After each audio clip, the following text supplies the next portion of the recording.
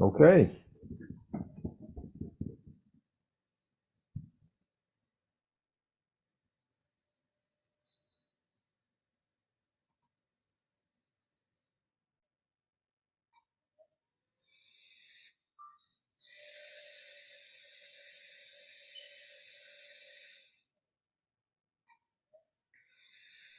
Paul, were you going to do the introduction?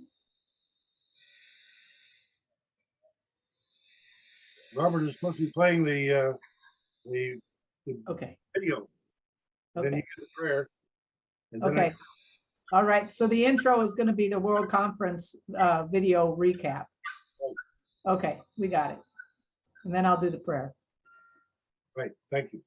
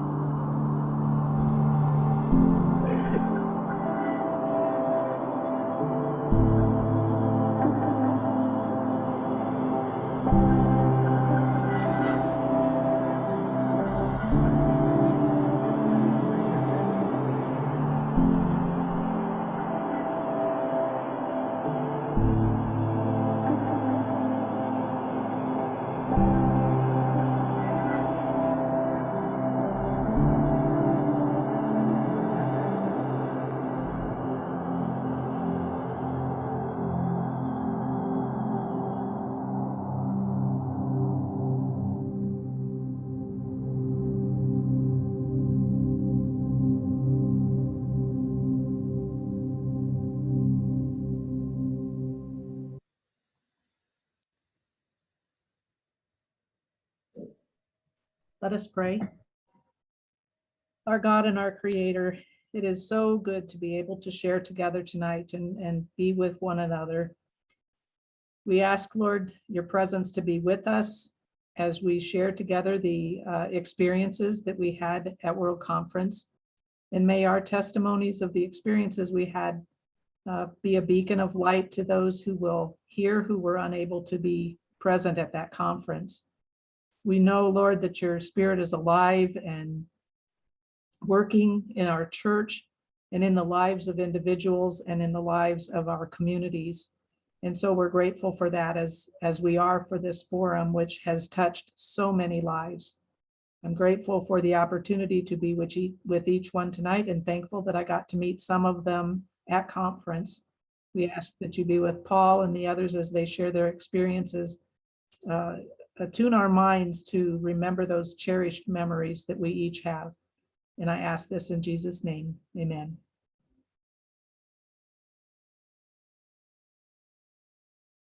Thank you, Deb. I'm trying to get the screen share to work, and for some reason, I'm frustrated because I have it on the one screen and it doesn't move to the other. So let me try this.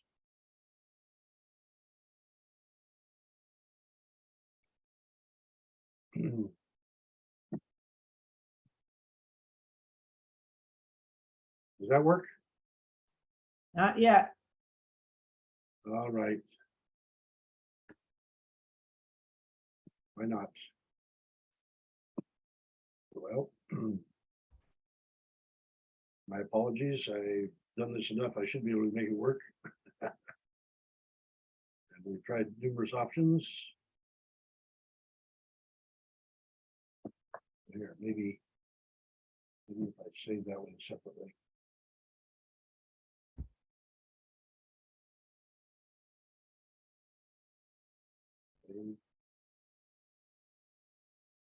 I must have saved it on a file where I can't find it, so I'm having to resave in order to be able to get it where it should work.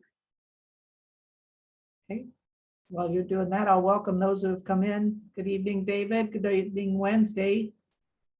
And James, Lucas, Gary, it's good to have you with us tonight. Good evening.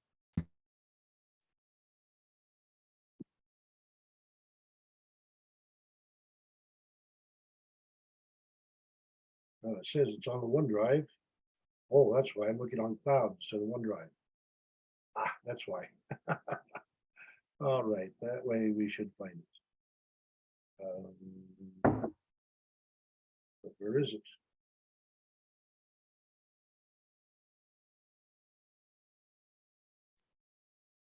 You'll see. Oh, heavens. My apologies. I just don't understand why, once I saved it on the OneDrive, it ought to be showing up, but I don't see it yet. Let's see if I can save it elsewhere.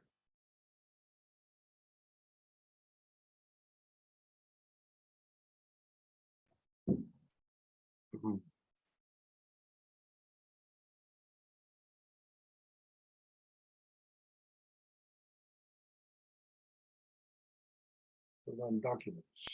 Oh, Robert's sharing. There, did you get it? Yes, Robert. Robert, you're muted. Did he get the? Did he He's get got something up, but he's muted. Okay. Robert, you're still muted. He has the picture showing that I wanted on to begin with. That shows the Sea of Christ resolutions, G1 through 9. Yes. Are the rest of you able to see that too? Thumbs up if you can see the screen with Yeah. the conference on it, folks. I don't. Spencer says yes. Okay, Okay. right. I think Robert's got the screen sharing, fortunately, and that let me get started.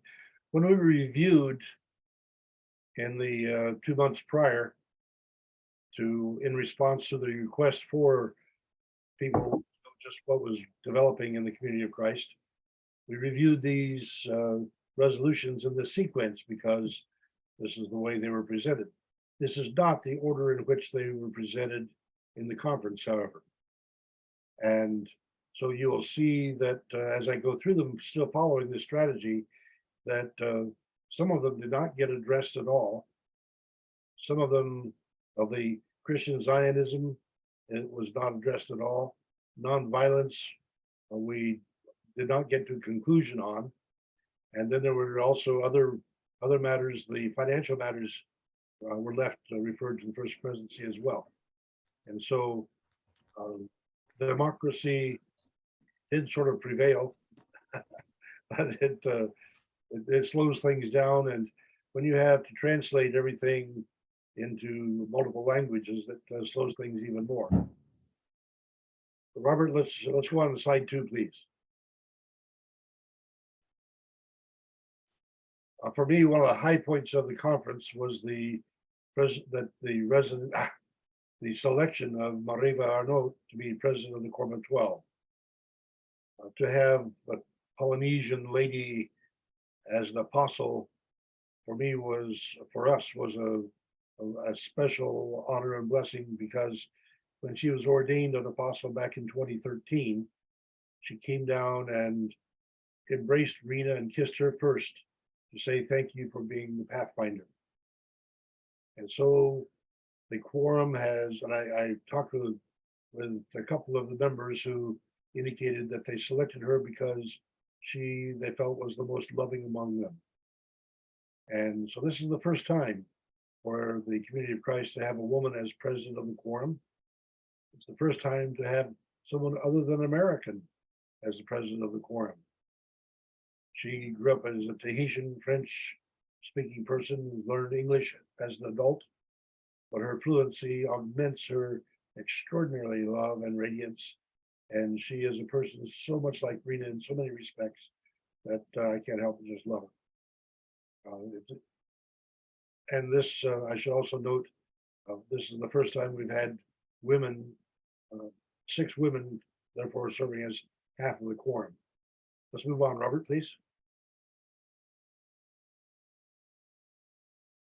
We spent most of Saturday and the first half of Monday, well, Sunday was reserved for worship activities, but Saturday and first half of Monday were spent amending the bylaws. And this really intrigued me because, well, the fundamental issue was the question of whether or not we should make all meetings in the Community of Christ conducted or conductible electronically. And an amendment came up to make it so that any meeting in which some or all delegates would be able to participate by electronic or virtual means. And then the amendment was amended to change delegates to members. And then we had another amendment proposed to change the members to participants. That one was ruled out of order. But the amendment on the changing delegates to members passed, and then the basic amendment passed. And after those 2 days of sessions, the resolution passed at the end of Monday morning. So it was a fascinating picture of democracy in slow motion. Let's go on to the next picture, Robert, please.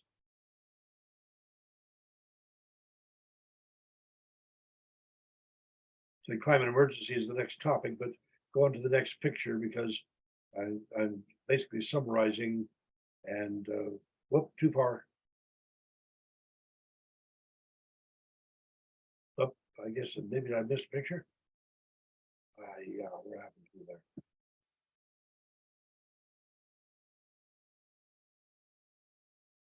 Okay.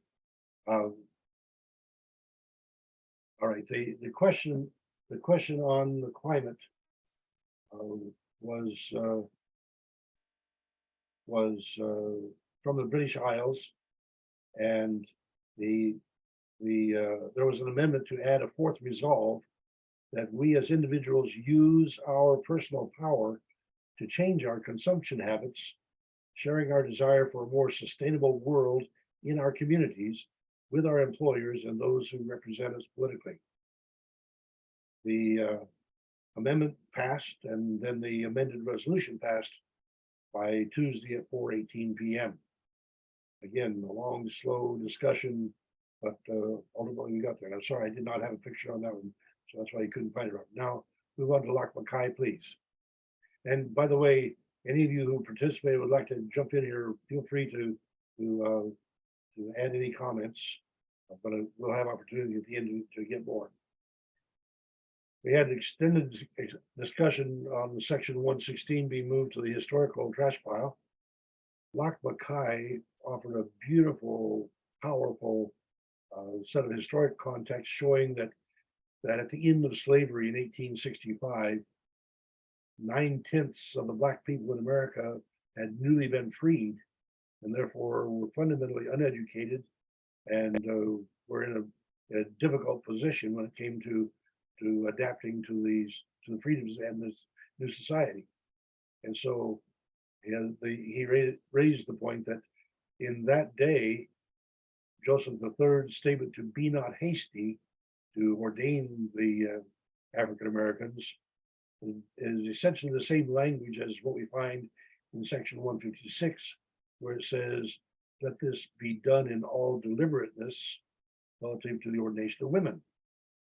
So if you're going to change, if you're going to kick out 116 because of being hasty about ordaining Negroes, given the term of the time, then what's that do to 156, where we let it be done in deliberateness for ordaining women? Well, and then he emphasized that the last line, which now is in the Doctrine and Covenants as part of paragraph 4, was originally a separate paragraph saying, be ye content, I the Lord have spoken it. It's unquote. And it was interesting to see that Apostle Chibwe of Africa gave a very powerful message to support the Locke's opposition to the resolution. And this then received a motion to refer the matter to the First Presidency, which passed Friday at 2:30, making it one of the last matters that we got to discuss. Next picture, Robert, please. Okay, the racial justice issue took a good deal of time. And we had an amendment striking. We further acknowledge that not only our ancestors, but we ourselves have sinned by prejudiced thoughts or acts of silence, omission, or commission in the continued evil of racial injustice in our communities and nations. We express sorrow that we have sinned as our ancestors did. We have been wicked and evil, from Psalms 106. That amendment came from Bill Baldwin, who was one of my old classmates. Unfortunately, I didn't get a hold of him in advance because I wanted to strike the whole resolution, which included one more reference to sin. But his amendment did pass, and while we spent Thursday AMs on amending, well, we got that passed, but then the First Presidency ruled that we could spend Thursday morning amending the whereases. I still am frustrated with myself because I should have objected to the ruling of the First Presidency on that, because we had the other issues that I thought were much higher priority than amending whereases. But by spending that morning on amending whereases, we got rid of the 40-year-old invention of slavery, and there were also whereas 3, 4, 5, and 6 were also debated, and that was passed Thursday at 12 o'clock. So we ultimately did get the racial justice amendment passed with a bunch of amendments in it. And so the fact that the democracy got to assert itself was one of the things that pleased me most there, even though I didn't think it went quite far enough. But it was a fascinating discussion with a large queue of people wanting to speak in favor, very few wanting to speak in opposition. Next picture, Robert.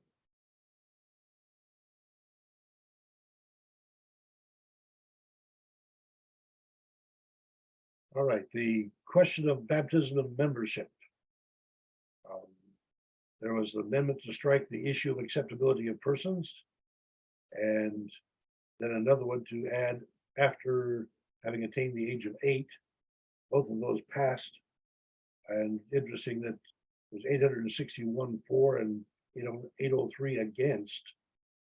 This was after a substitute motion had failed, with 600 plus 4 and 1,000 against. And so just very interesting how our discussion of baptism, membership, and the question about whether people who are baptized by sprinkling before the age of 8, we allow them to take communion, but they're not allowed to become church members.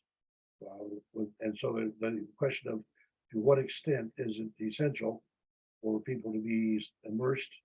And so this issue ultimately does go back to First Presidency for more consideration.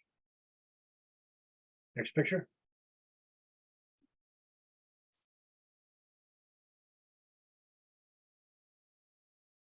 And I think this is the last one that I have a picture on for this. But the question on digitizing the scriptures, this one was, I thought it was a foregone conclusion. In fact, we didn't even discuss it in our preliminary discussion because I thought it was just a foregone conclusion that it would be a past. But instead, the question was raised by the apostles in particular that this would divert money that they needed for other activities, and they considered it lower priority than some of the other activities that they wanted to push. And so there was an amendment to strike the idea of having the digitized scripture there for no charge. And that passed 843 to 785. But then the resolution failed by 11:05 on Friday. And so just very interesting how the democracy asserts itself sometimes in ways that are just a bit surprising. Now, I think that may be all I sent to Robert. Oh, there's one more, I think. Yeah, let's bring that one in too. All right. Yeah, we had an extended amount of discussion about the nonviolence, but it ended up being devoted to the process, not any conclusion. And so these are the 10 nonviolent statement options that we were given. And then I put the numbers as they tallied down on the side there. So from the conference, 416 saw nonviolence as a divisive issue. 926 saw the issue of nonviolence as building the church stance on peace. 427 saw that it disrespects the military and the police and therefore didn't want it. 881 saw that it would help build interfaith partnerships. 447 said it is the kind of thing that helps us to follow the peaceful one, the Christ. 863 said that it shared understanding, it offered a shared understanding of basic principle of our belief. Number 98 people said it dictates too much on the matter of our conscience, and so really didn't want it. 384 people said it helps us to hear views and grow. And then 158 said there's other important matters, more important, that we ought to be considering rather than the nonviolence issue. And then they also had point 10, which is the one that I voted for. I had 160 people holding a different perspective. For my part, I wanted the issue of the community of Christ as a denomination versus community of Christ as a culture to be emphasized in our quest for nonviolence. But there was a 6-point scale of 0 to full support of the continuing process. And then the primary reason for responding as you do, and so we don't have the results on that all back yet. Therefore, the matter has been referred to the First Presidency. President VC indicated that we need to be looking at the principles on a worldwide basis, looking at policy on the national basis. But that means in this case, since there's no action, the matter was deferred, then we are concluding there. All right, do I have any more pictures on your file there, Robert? Oh, yes. Yes, the marriage discussion. Good, I'm glad you got that one in. I'm in hopes we can get to some more pictures later if I can get my slide sharing to work. But the marriage discussion came from the Quorum of 12, and instead of having the conference, the World Church decide the standard of marriage, in every culture. The Quorum of 12 was asking for latitude to determine the nature of the relationships that were legitimate in terms of priesthood calls, for example.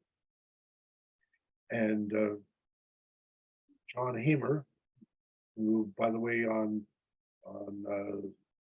Friday evening before the conference, gave a beautiful 1 hour and 10-minute presentation on the comparison between between monarchy and the structures of the Community of Christ and the LDS Church.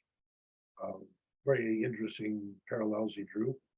But he moved to delete, and I quote there, the principle of monogamy and the citation that it gave of Doctrine and Covenants, section 150, paragraph 10a, and did that on the basis of it being a racist orientation of the 1972 revelation, which did not provide for women in and out of polygamous relationships, but it said that it made some provisions, but it actually did not accommodate the needs, and so he saw it as a representation of the continued racist strategies of the colonial period. Well, an amendment then was raised to put the principle of monogamy back in, and that passed, and then the resolution passed by 9:30 a.m. on Friday. Fascinating discussion, and one that will have continued issues, because as the Quorum of 12 addresses these issues, then they also have to, of course, be confirmed by the First Presidency. And it does open opportunity for greater variety of monogamous relationships be recognized as legitimate marriages in various cultures. Any more, Robert? Oh, yes. Oh, well. Okay, I just pointed out here that the Christian Zionism was not addressed, and by default it referred to the First Presidency for consideration. And so since we were out of time, the nonviolence, Zionism, and the budgeting process all got referred to the First Presidency for action. I think that's all I got on the list for Robert. But if I could get back to my own screen share, I would, oh, wait a minute, got the refugees. I'm sorry, thank you. Yeah, the refugee discussion was, again, an extended one, and it had a great deal of support. It was amended to add climate refugees at the end of the discussion, and so that passed. That was the last item passed at 3:05 on Friday. All right, I have talked enough here. I will try to get my screen share to bring up my additional pictures so I can talk about those, but let's open for other people that have been there to share what they observed. Okay, Monty has a question. Go ahead, Monty. When they were talking about digitizing the scriptures, they meant audio version instead of just visual, because there's already digitized visual version. Not officially supported by the Community of Christ. Okay. Yes. I was interested to see that there was no discussion of which version of the scriptures would be presented. And I could see that being an issue, because the Community of Christ declares the inspired version to be their official scripture, but they don't promote its use. I don't know what would happen. Well, the three standard books is also in oh shoot, what is the name of that book deal? Kindle. The 1966 version of the Book of Mormon, and then the Doctrine and Covenants latest version, and the inspired version of the Bible. They're all in there. And nobody mentioned that there are versions, already floating around. That was mentioned. I mean, that's got to be sanctioned by the church. Mm-hmm. I had tried to get the 4 because We had a presentation by Stan Tro, who actually has all those digitized in English, and he makes them available. But he told me that part of the problem is that he's not able to get access because of church copyrights in order to be able to give the kind of presentation. So if the church would issues and take advantage of what's already available, much of what the resolution was requesting is available. That's democracy for you. Yeah. Well, one thing I noticed is that it turns out that the Remnant Church of Jesus Christ of Latter-day Saints has all of their scriptures available on their website. They've got the inspired version, the 1908 Book of Mormon, and their edition of Doctrine and Covenants, and they're a lot smaller than us. And I'm thinking, well, if they can do it, we can do it.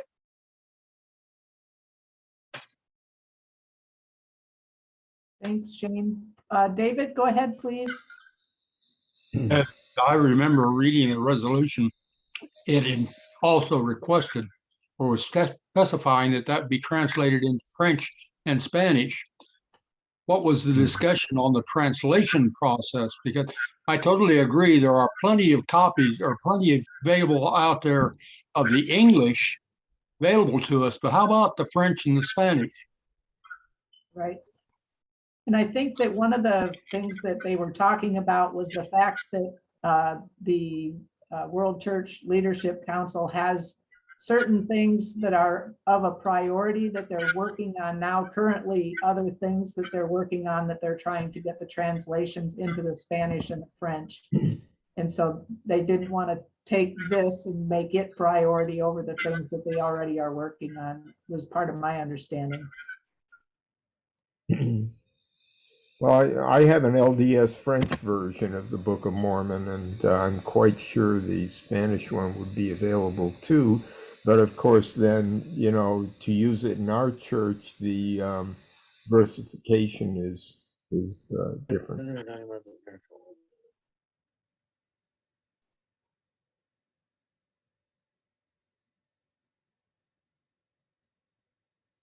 I'm frustrated to get my other pictures up here for you. So I'll go ahead, Paul, if it's okay, and share about the communion service. Is it? Well, actually, James Lucas, go ahead. Where'd James go? Let me unmute and go on the picture here. I was just curious about the racial justice resolution. I also tried to follow Rick Bennett was doing little short broadcasts on his gospel from the conference, but he sort of also, so I got little bits and pieces of reportage on this, but couldn't follow some of the detail. But I was just wondering if somebody could describe to me a little bit more what ultimately happened with the racial justice resolution, which I understand the lawyers messed up. Jez, of course, as a lawyer, I'm not surprised that that the lawyers came in and derailed the thing. At least that's the impression I got, but maybe you could give me a little bit more precise detail as to why it was ultimately ruled out of order, and does that mean that it actually didn't pass and isn't an effective enforced resolution, or am I misunderstanding? There's a slight misunderstanding there. My understanding of it is that there was an amendment that took the amendment that Bill Baldwin had stricken from the one that I read to you, that has the racism, the confessed sin, and so forth in it. That there was an amendment to put that back in as a whereas. Mm-hmm. And that the lawyers found objective, I think, because it indicated that the United States, the church was accepting culpability for racism of its own, that whether conscious or unconscious, and lawyers did not think we should be subjecting ourselves to culpability. And so that was part of the discussion on the whereases, which while it passed, that was stricken after the whole resolution passed. It was merely that portion that was stricken, not the whole resolution. Is that where we okay. deny any knowledge of our actions? Sorry, Monty. I said, is that where we deny any knowledge of our actions? It's an old Reagan trick. Well, yeah.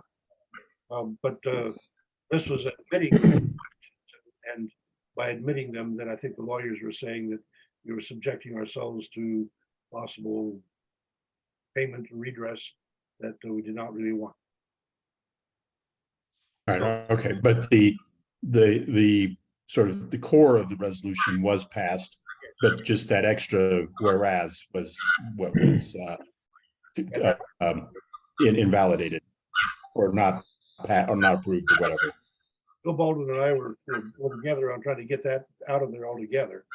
But then the next day they moved that into the whereas, and that became that became lawyers, but the resolution itself passed. Okay. And the other question I had was on the marriage resolution. I have some familiarity with the history. Of course, is this and this may be more detailed than you want to go into on this in this group because you all are familiar with this history, but I'm kind of new to it. I mean, I'm familiar with at one point the issue came up of African converts to the church who were in polygamous families because of cultural traditions in Africa, and that the Community of Christ, or I think this is so old that it was still a reorganized church at the time, decided to allow people to be baptized who were in culturally traditional polygamous families, whereas the LDS church still took a very strict monogamy policy, which of course was some irony from a historical point of view. It was this a resolution having to do with that conclusion, or am I decades out of date in my knowledge of the history of the Community of Christ's treatment of this issue? They're on target. The original resolution, 1972, and that's the one that John Hamer was speaking about, and he wanted us to recognize the racist undertones of that 1972 resolution or revelation, and by understanding that context, to see that it was representative of well, yeah, you're right. It was India instead of Africa, if I recall. But at that point, Okay. church Correct. bear the burden of the sins in order to help people adjust their lives. And John Hamer pointed out that where the church volunteered to bear the burden, it really didn't help the people adjust their lives, because if a man put his wives out on the street and we had no special provision to help take care of them, and the result of that, they were to be monogamous, then that was fundamentally still required for priesthood, but in terms of membership, then there was greater tolerance. But anyway, the fact is that at that point, it became very interesting that the monogamous, the monogamy-oriented RLDS Community of Christ became more accepting of polygamy than the polygamous LDS had. Right. LDS was excluding people from polygamy, and the community and the RLDS was accepting them. Right. No, okay. So you're quite correct. The historical framework there is just very, very much intriguing. Right. Okay. And it's still a subject of discussion in the Community of Christ, apparently. Yes. How exactly to deal with this sort of the cultural issues. Yes, and it's expanded now because we do accept, well, nations that allow homosexual marriage, those also are allowed to have homosexual of people as priesthood. Mhm. There are nations that don't allow it. And so that's why President Vici's point that the principle of monogamy still stands, but the application has to be variously considered from nation to nation and culture to culture. Okay, so the point of the resolution was to give the leadership some flexibility in dealing with different situations in different national contexts. When you have apostles in Africa and India and Mexico and around the world struggling with these various, sometimes the small groups within other nations, not whole nationalities, then they have some latitude to make decisions rather than the blanket statement of the stamps approval from on high. That still has to be approved by the First Presidency. Mhm. It offers Quorum 12 the added latitude that they ask for. I see. Raise hand up. Okay, thank you. That was, Does the open mic belong to Robert? Robert's mic is open. I'm not sure who's the interference, who's coming from. I think it's Robert. Ah. Thanks. Okay, David, go ahead, please. Thank you. I was going to mention that it looked to me on the screen like the yellow border flashing was saying that squeaking noise is coming from Robert's, but sound like you got that one. But I wanted to comment from my historical perspective, since I was very active in the church, have been very active in the church, was very active at the time of the issue of polygamy came before the church. That was from India. And as the apostles, as the church was moving in India, a question of what do we do with people who want to commit their lives to Christ, but they're already in a polygamous relationship? What are we going to do with them? Oh, we could, if we baptize them and tell them they have to kick their plural wives out, what are those wives going to do? Walk the streets? And so it created a very unrealistic, unfair problem to tell them they could not keep their wives in order to protect those wives.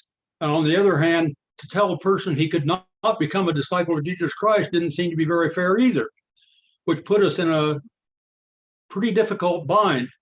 And so Wallace Smith, the prophet at that point, brought us a revelation telling us, in my essence, that we should bear the burden of their sins.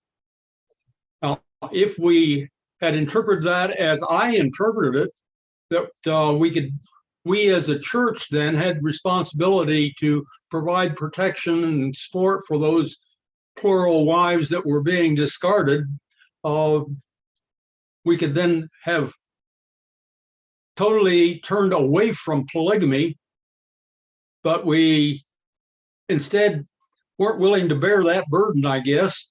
So we simply accepted the polygamous people saying, you can be a part of the church, we'll accept you as disciples of Christ, but you cannot add any more wives.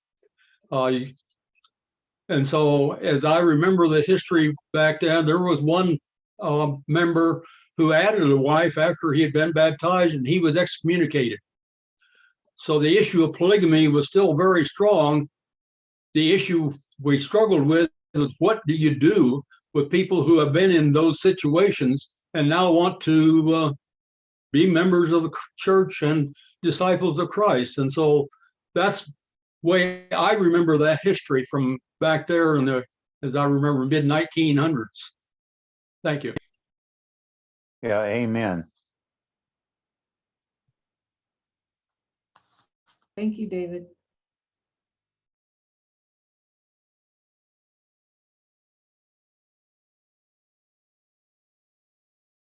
I'm still trying to get my pictures to come up. okay.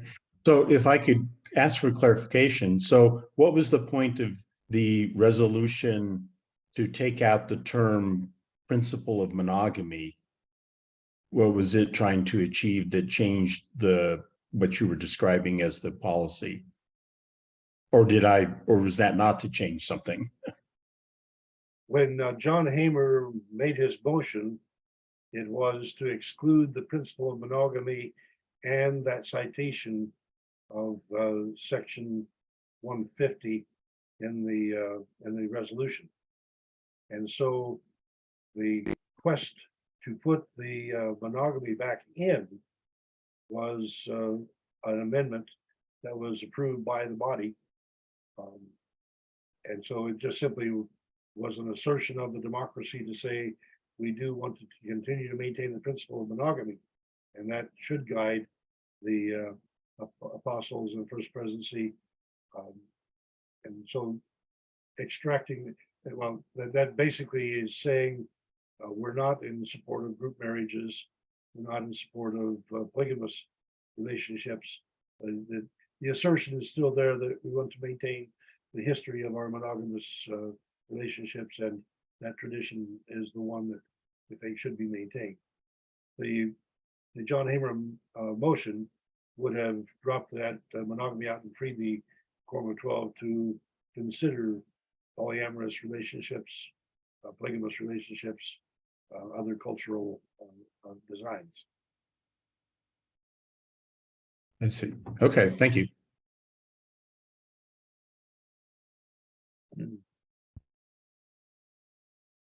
Oh, I'm sorry, I'm still not able to get that screen to work. I wonder if it's because I have too many pictures on it. I wanted to share with you whether I can show the pictures or not. There, in my view, was just a marvelous wealth of beautiful cultural interaction. For example, one of the pictures I wanted to show you is of a gentleman who is a minister in El Salvador. Poto is his name. And he has a congregation of 40 people in a town about 50 kilometers west of San Salvador. He has an income of about just a little over $40 a month, just a little over $1 a day. He is a minister, he is committed to his service to the Lord, and so with that, he feels a calling for ministry expanded well beyond his family. And since the government has changed, and the new government has put some 70,000 people in prison, people who were thieves, he called them, people under the Ortega government that were allowed to go free, but under the new government now have been arrested. That means that there are a lot of children whose parents are in prison, and these children are on the streets. And so one of his ministries is to reach out to these children and provide food and refuge for them, and then to let the parents know that the children are being cared for. Another of his ministries is to help the old people, the old and lonely people. And to my pleasure and astonishment, he cited Ed Guy as one who had built a house in his community so that people would have a refuge, and he's using that facility. The irony there is that Ed Guy was the first one to receive the Human Rights Award, and that was offered posthumously. And Rena and I received that award 4 years ago in the conference. And this year it was Kirkpatrick's. Jack and his wife were given that award this time, and Sherry Kirkpatrick is a nurse, and they've established nursing facilities in numerous villages in Africa. She called it to my attention when I congratulated them that in 2006, she was given the award in Kansas City as the Citizen of the Year. It happened at that same session that I was given the award by the United Nations as Teacher of the Year. And when we were in that hotel to get that award, my dad came down from Iowa, and And I saw him at the top of the escalator get grabbed by this beautiful lady, and I just didn't quite know what was going on. Then discovered that Mom and Dad had been contributing to her charity for some time. And so here they were long-term friends. And so for Jack and Sharon Kirkpatrick to be given the honor of Human Rights Award by the church this year, and Rena and I were given it 4 years ago. The fact that we had converged again was just a delight, and for her to bring it up was just a real pleasure. So I did want to just mention that I found out that Earl Watt and his wife Dana were among the nominees for that award, but the Kirkpatricks and a gentleman from Zaire were the ones that were given it this year. And let me yield to other people here. Sorry, I'm not able to get my pictures out. I would point out as well that for me, it was a special pleasure to see a lady that was on a boat in the Tuamotu archipelago. Jeanette, Tati Jeanette, we call her.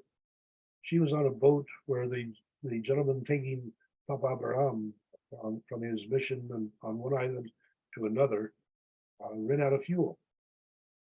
And she and Papa and a couple of other people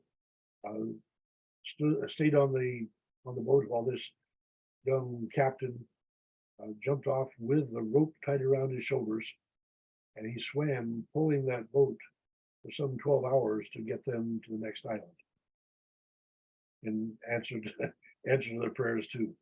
But you know, to be able to see these neat people who have testimonies like that, to be able to get Papa Abraham to the next mission was very important. And so pulling a boat for 12 hours while swimming just strikes me as being extraordinary diligence.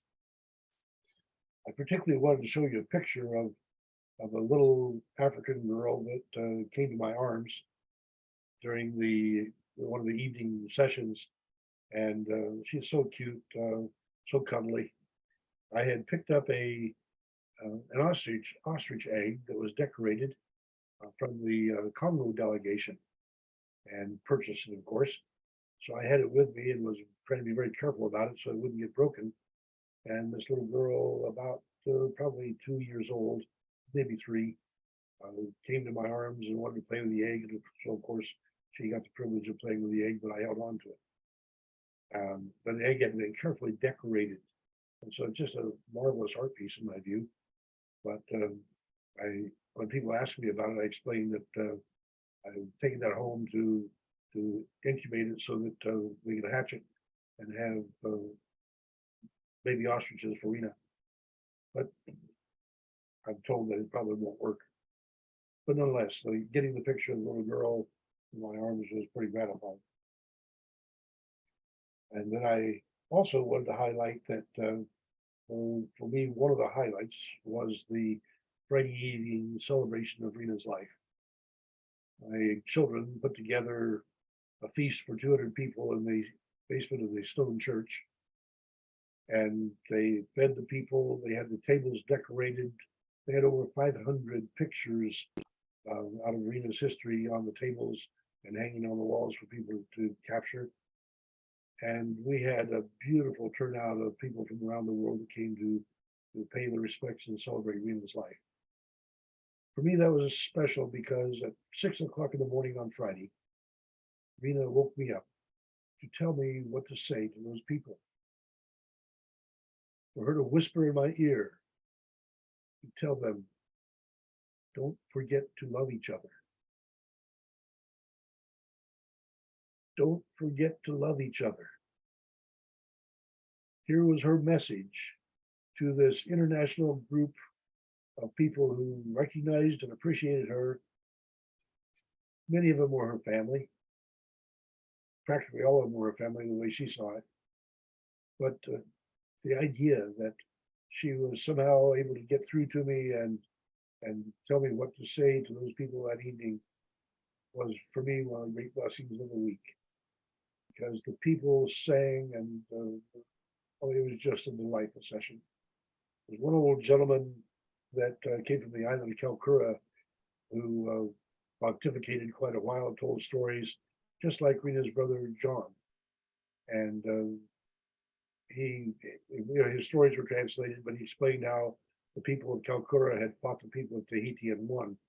And so just really a matter of pride for him. But the irony of his storytelling, so much like my sister's brother, was brought to bear when we discovered that Rena's brother John died this weekend. And so, one more thing. Hamana invited everyone over to her house from the French delegation for a meal on Saturday evening. And there were 11 people in the French delegation. 10 of them were from islands of the Pacific, 4 different islands that the Faura family had occupied. And so they were all our relatives.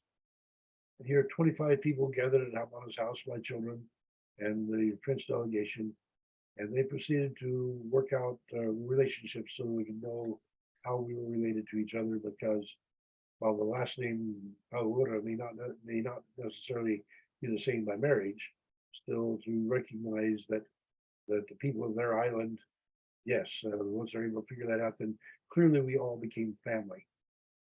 And at the conclusion of that dinner and singing and fellowship, Emilie, the wife of the leader from France, offered a prayer. She is an evangelist in the church.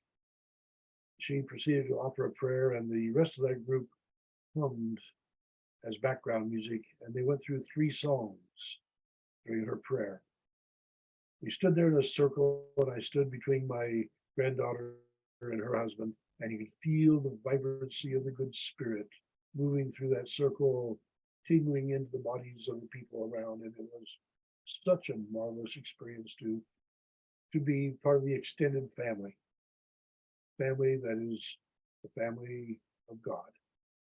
I just really felt blessed by the whole experience. It just it was remarkable. All right, Monty, you got a hand up? Yeah, I told you, Paul, that she's never really left you. And that's because of the love that you two shared amongst yourselves and the rest of the world. You guys are spiritually linked, and you'll be that way till you join her. Well, that's the second time that I've heard her speak to me since February 28th. And the first time she woke me up again in the morning to say, I love you forever. And I reached for her and she wasn't there. But I heard her very distinctly. Just the physical, not the spiritual.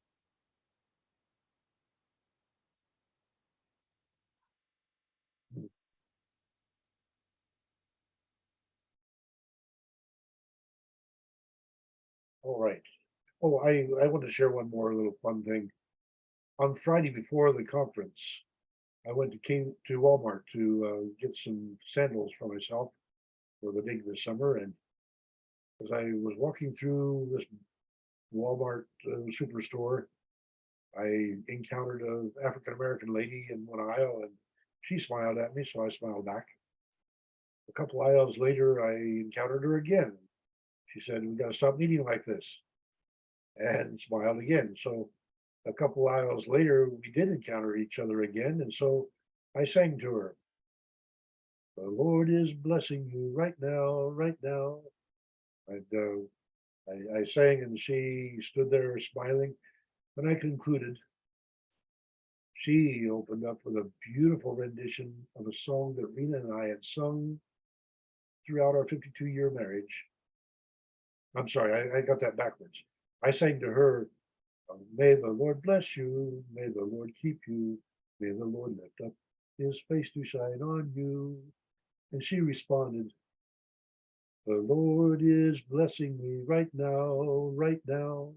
I feel his presence here right now with my soul. I may not be able to see what the Lord has done for me, but I know he's blessing me right now, right now. I have never come away from Walmart with such a spiritual experience before. Remarkable shopping there to get that kind of a blessing. And for her to choose that song to sing back to me, when it must have been whispered in her ear by Rena.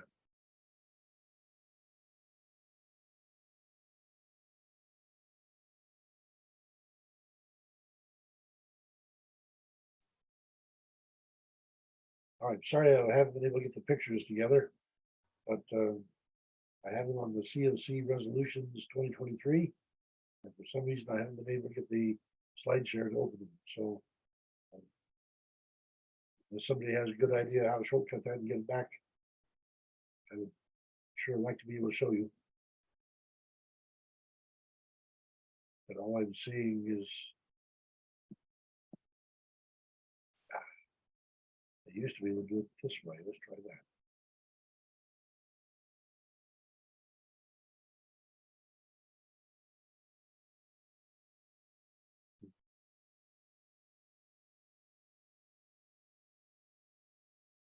We didn't get there, did we?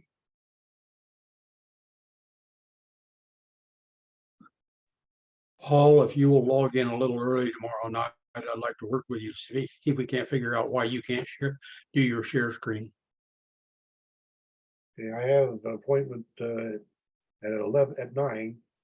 It will take me probably a couple hours to finish up on the Hansville book. And after that, I should be available. Thank you. I appreciate your volunteering because this is several weeks now. I've been scrambling and frustrated.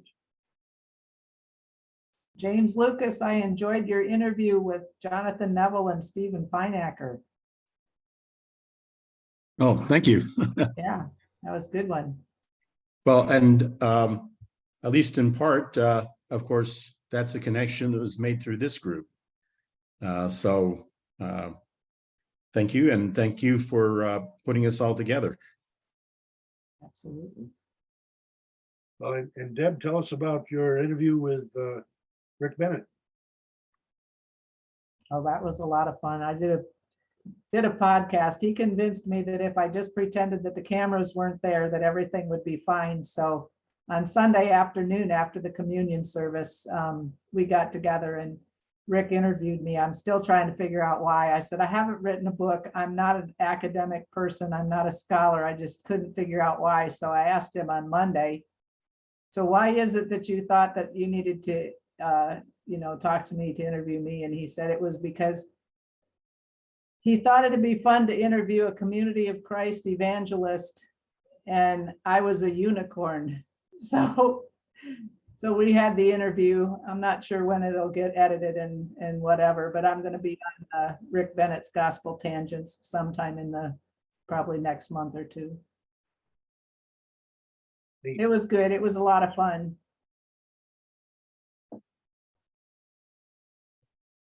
Now, others of you that participated in the conference, or any of you that didn't have questions, still opportunity here. Share your favorite memories, blessings. I think one of my favorite, one of my greatest blessings from the week was on Thursday morning. I went up onto the roof of the temple there where they have the labyrinth, and I walked the labyrinth for a little while. And when I was I'd gone to the center of it, and then I was coming back out, I heard some music, but I couldn't identify what it was. And so when I left the labyrinth, I went over, and the indigenous peoples were doing their morning worship on the plaza of the temple, and they were beating the drums, and they were singing in their native language, and they were dancing around the drum. And I just kind of sat back and observed, and it was just really beautiful. And so I went down and talked to them after they were done. And the one lady was from Ohio, I think. One was from Wisconsin. Somebody was from Texas, and one lady was from there in Independence. And so they said that they'd been there every day, which I wish I would have known, because I'd have joined them earlier. But on Friday, I made a point to go there And I was just gonna sit on the steps of the temple and watch them. And the one lady motioned for me to come over and to join them. And so they had I think it was an alabaster shell, no, abalone shell that was about the size of half a cantaloupe. And in that shell, they had sage, and they were burning the sage. It was just kind of smoldering. And they had us each as individuals stand with our arms kind of outstretched a little bit. And I don't know what his title would have been, but he had an eagle feather. And so he was taking the eagle feather and wafting the smoke all over us. And they said that it was because the sage removes the negative spirits and the anxiety that a person has, so that when they come to the worship, they can be cleansed and be prepared for worshiping God. And so somebody's coming in. So they did that. And then after they had done that with everybody, I believe she said they called it smudging. After they finished with that, then they beat the drum and they sang their songs and offered their prayers, and they danced around the drum, and they had me, I more or less shuffled around the drum because I have very little rhythm, but I was just very moved that they were as inclusive as they were. And it was such a beautiful, I couldn't understand a word that was being said, but it was just absolutely beautiful. I mean, the Spirit, I guess, doesn't need words to let you know that it's there. And it was just amazing. That was probably my most, my greatest blessing while I was there. After I was done with that, I went inside the temple and sat in the temple sanctuary all by myself. And it was just really extremely powerful. The Spirit was just amazing.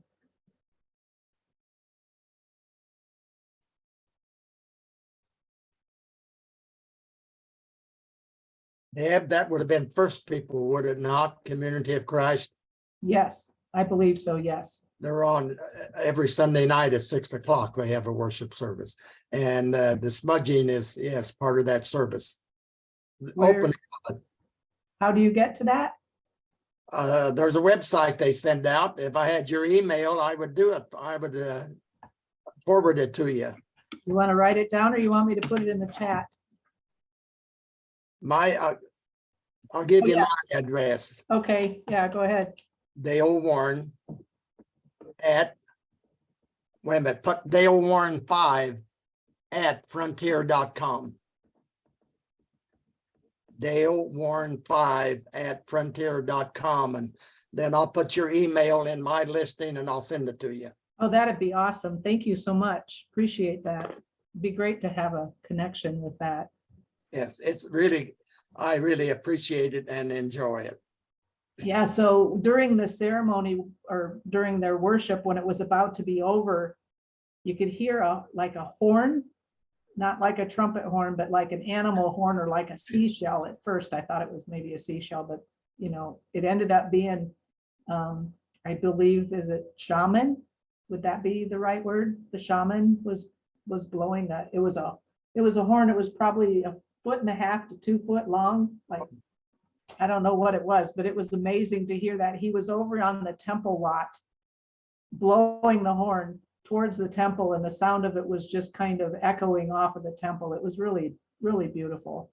Well, the drum and the flute is part of their service, unlike you. I don't understand the words, but it's a beautiful thing when they sing, It is, it really is, yeah.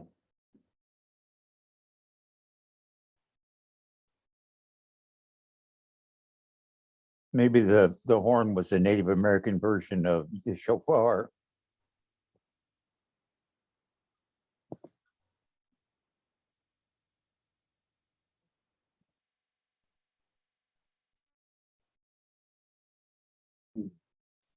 Well, here I am still struggling to get the pictures to come around, and I have to acknowledge I seem to be stuck.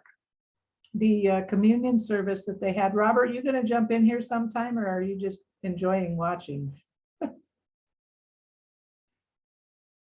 So the communion service, they had us seated in every other row. They had all of the rows marked off for the COVID, kind of precautions such as it was. I would say that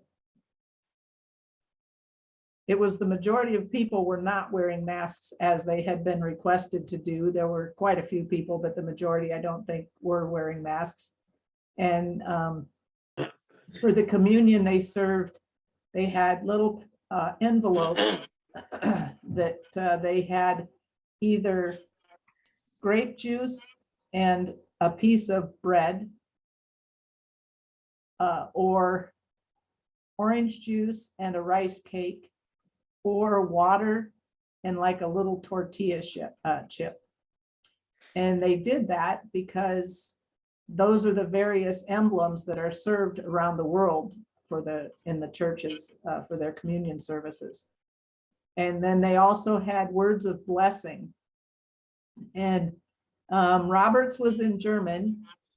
Mine was in English, but they were things that they had contacted they put different notices in the Herald prior to conference that they were wanting to get people to donate them to write these little things. They were on little cards about maybe, I don't know, 2 inches square, maybe 2.5 inches square.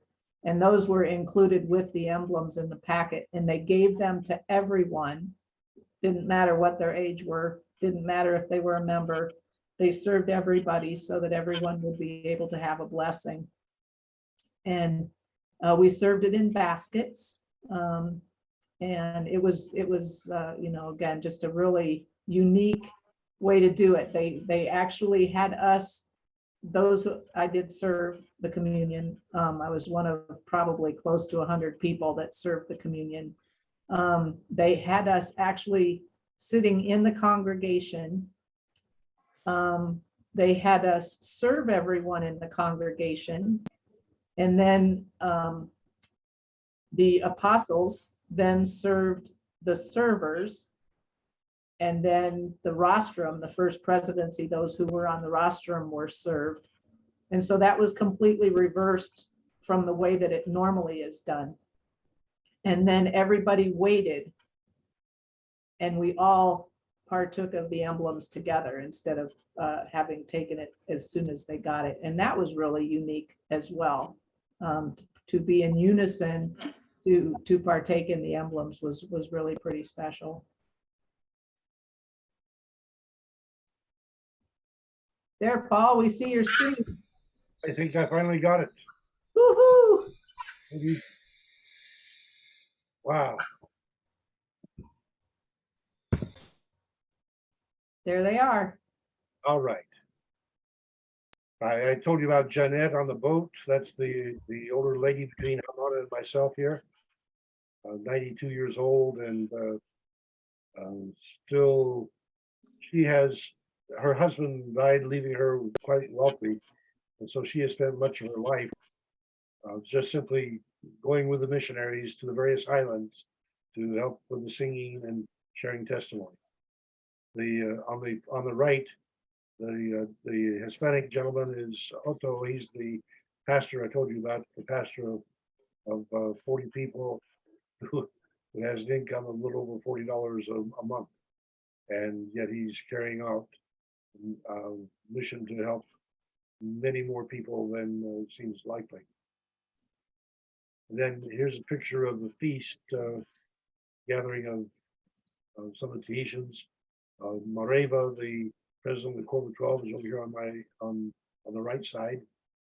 And let's see. The lady here in front is the one that offered the prayer from the French delegation. And you can see my grandson hiding back here on the back. All of my kids were wearing black Tahitian shirts, and so they looked very sharp together. And I'm just real proud of my kids for all they did. And here's the little black treasure that came to cuddle with me during one of the ceremonies and services. And you can see the ostrich egg there that she was playing with, that I was trying to protect at the same time. Such a sweetheart. And then I concluded with a picture of the temple with Planetary Association next to it. And so those are just a few of the pictures I wanted to get in. So I copied over to another file and was able to finally get them on the shared screen. All right, that's what that makes me feel better. At least I got some of it. All right. The other questions or comments? Oh, yes. I really had a good time getting together with the Latter-day Seekers group. We would frequently meet up for lunch at various restaurants in the Independence area, and we actually had to get together the Saturday evening at somebody's house in Blue Springs, and we had pizza brought in, and Rick Bennett had actually joined us for that. So it was pretty neat having him there. Cool. He was at the John Whitmer Association meeting on Saturday, no, Friday, and let me expand upon John Hamer's comments there, because to me, his presentation was another highlight. Or he was showing that there are many criteria that the royal family uses to put itself together. Part of that is lineage, and then they have to. There's the support of the people, and the idea of them being somehow sanctioned by a ritual. Well, that same kind of thing that has been used. Community of Christ used it for the presidency until Graham McMurray, and the LDS used it in the patriarchy until that was the 19.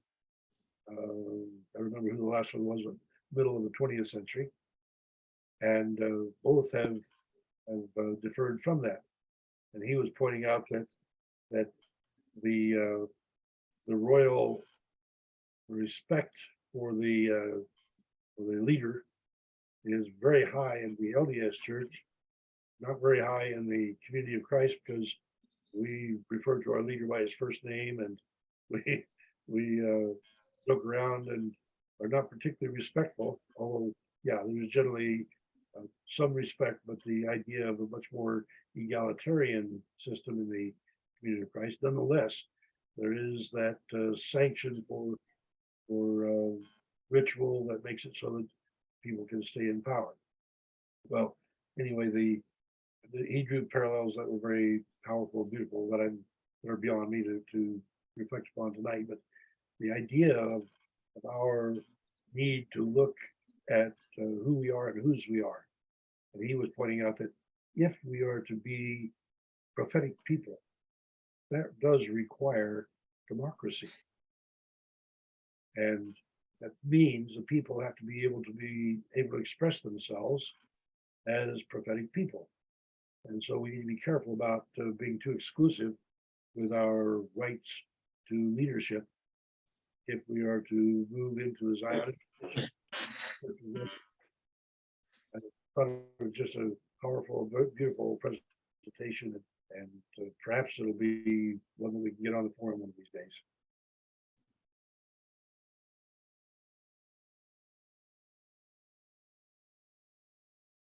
Paul, do you want to share the song before too many more people drop off? That was one of the most powerful things. Yes, please.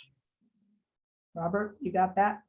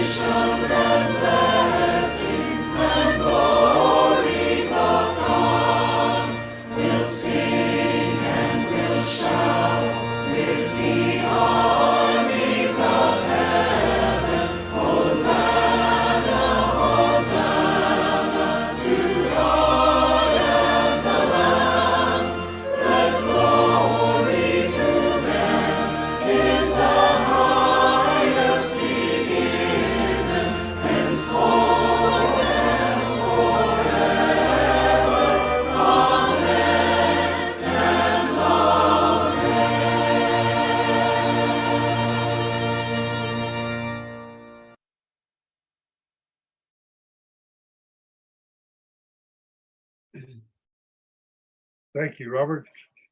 Hey, Robert, I have a question. Would that video be available that we could play in our home congregation? Yes, would you like me to send you the link? Oh, I would love it, Robert. I would love it. Let Make me, a note and see if I can remember. Okay, do that. Is it on YouTube? Yes, it's a YouTube. Okay.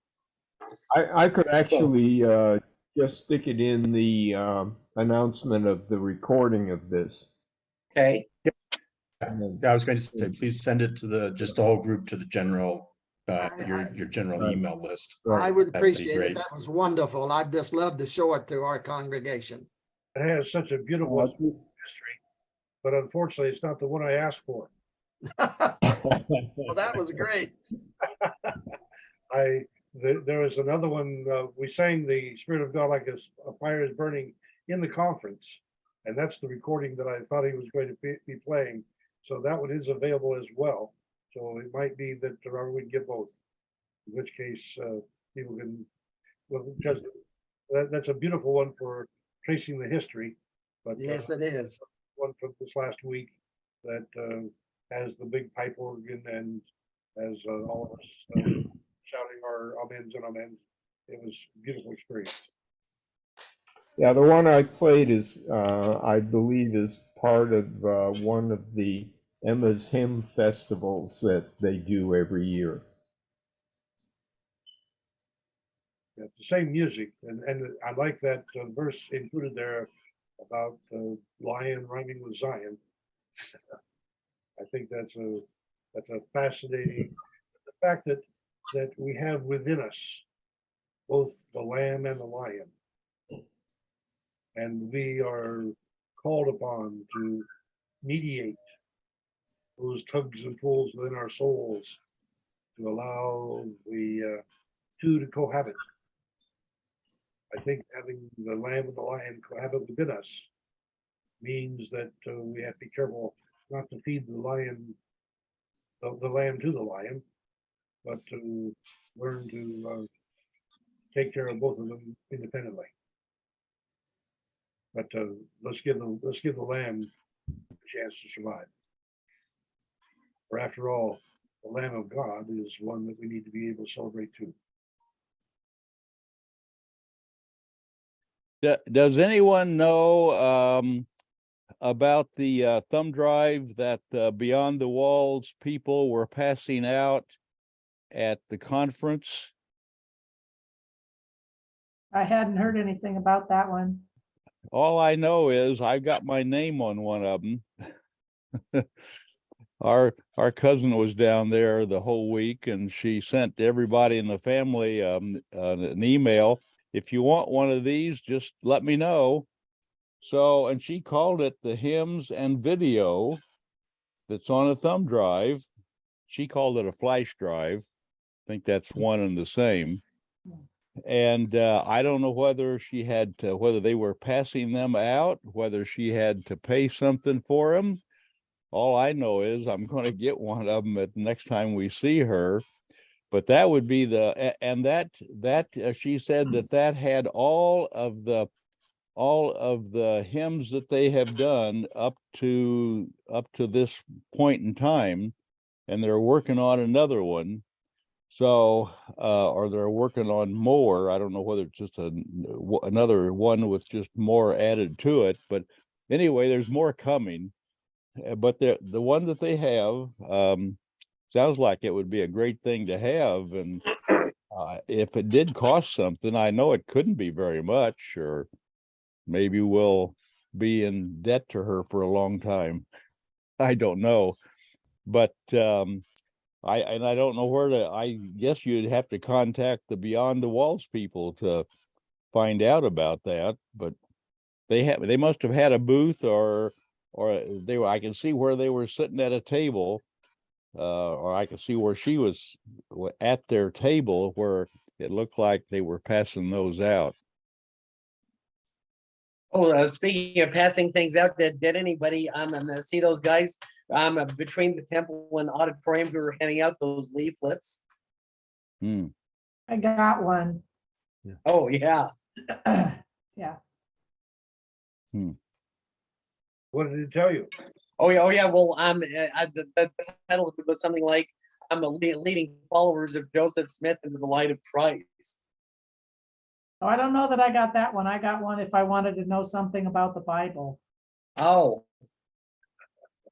Yeah, well, they were people from Refiners Fire Ministry, for former Community of Christ members who were trying to convert people to evangelical Christianity. Oh, So they wow. were one of those groups. Ah, I missed them, I guess.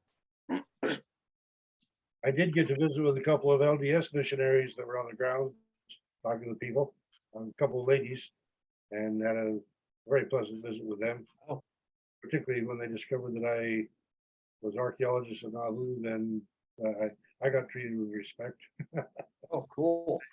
It was delightful to have a nice conversation with them in any case. So yeah, a lot of people there talking religion. There was one of the temple lot, or a couple of temple lot people out at their parking lot, talking with people, and I happened to be more involved with the Hispanic gentleman, and so I stayed with him rather than getting to talk with them, and they disappeared by the time we walked by, so I didn't get to introduce them. But I'm interested that they, according to Rainbow Eagle, do have some of the stones from the presumed medicine wheel that he thinks was there for the last 2,000 years. Well, yes, I actually went to the Church of Christ Visitor Center, and I talked to Randy Sheldon. He's actually the son of their apostle Bill Sheldon, who used to be the tour guide there at the Visitor Center, and he had passed away a few years ago. Neat. So what'd you find out? I guess I found out about the stone markers from where Joseph Smith had dedicated the site for the temple.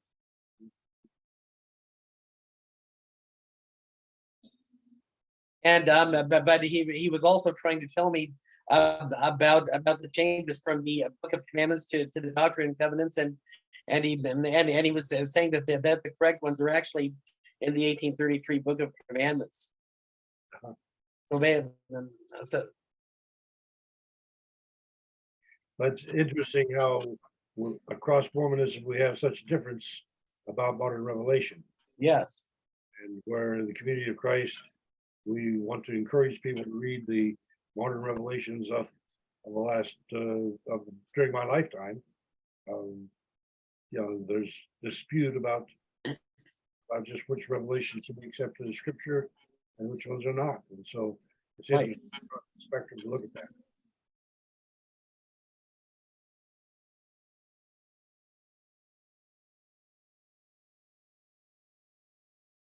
Well, ladies and gentlemen, we're at 9:30, and it appears Who's on the docket next week, Paul?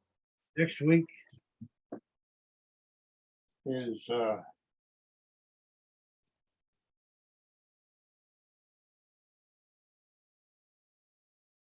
Todd Compton. Todd Compton is the author of the 31 Wives of Joseph Smith. Oh, yeah. And Sacred Loneliness.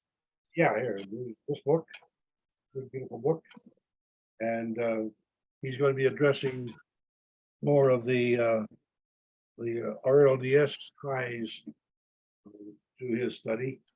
But it should be very interesting because clearly the ideas of how the Book of Mormon influences our lives clearly get different interpretations through the study that he's done. And so while it'll be just a little extraordinary, I think, because while he has done the background study on those 31 women, the idea of seeing the impact as that reached across into the modern Community of Christ is fascinating.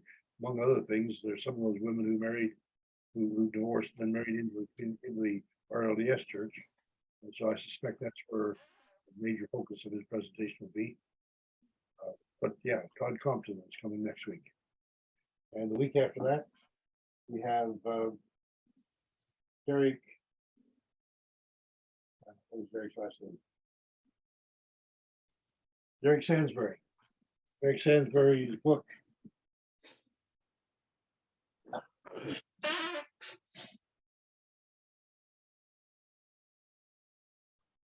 This is here's the one from last week, and here's the one for the following week. Derek Sansbury's Storming the Nation, and that's the account. I read into it as I was studying his dissertation. The fact that he was able to get 611 names of people that went out campaigning for Joseph Smith in 1844 makes that a very interesting study, since I think prior to his study, we only had about 300. So yeah, just interesting how people devote big chunks of their lives to come up with these little bits of information to share with us.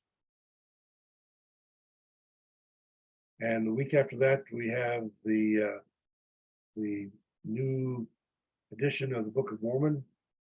What's the name? The Plain and Precious Truths.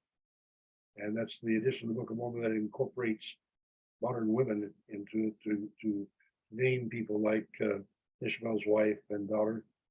And Ishmael's wife is Emma, as in Emma Smith. Daughter is Carol, and I don't remember who Carol is named for, but I do remember that Marge Troe gets her name in there, and Gail Mengele. I got to speak with Gail at the conference, and she was the first female apostle in our church, and so to be commemorated in this book and in the Book of Mormon this way is sort of neat for her. Well, so who had actually published that new edition? I don't know who the publisher is. Oh, but I did get a digital copy, so it is available digitally, and so I'm not aware of it otherwise. Go ahead, Monty. Okay, I just had to check to be sure I was unmuted. I really think it's exciting the way that we enrich each other's lives with our various different perspectives and takes on the gospel and inspire each other to think and question and explore what the Lord was saying to us and the different ways to approach the restoration movement. And I just find it fascinating. If you reflect back upon last week with James Lucas and Jonathan Neville presenting on the Yerman Thummim, remarkable research they put together in that kind of a volume, while it's oriented toward the case that they wanted to make before the court. I didn't hear anybody come up with a real strong cross-examination, so it really is pretty convincing. And so fascinating for me to see the beautiful research that people are doing in various aspects of the fact that we've had 5 different presentations on where the that just intrigues me. And so, right, Dale. Well, as you all know, I'm not exactly a scholarly person. I believe I did own a book once, but all the information that you gentlemen share with us and the ladies just blows me away on a regular basis. Well, we appreciate seeing you go by. Okay. I'm like that balloon,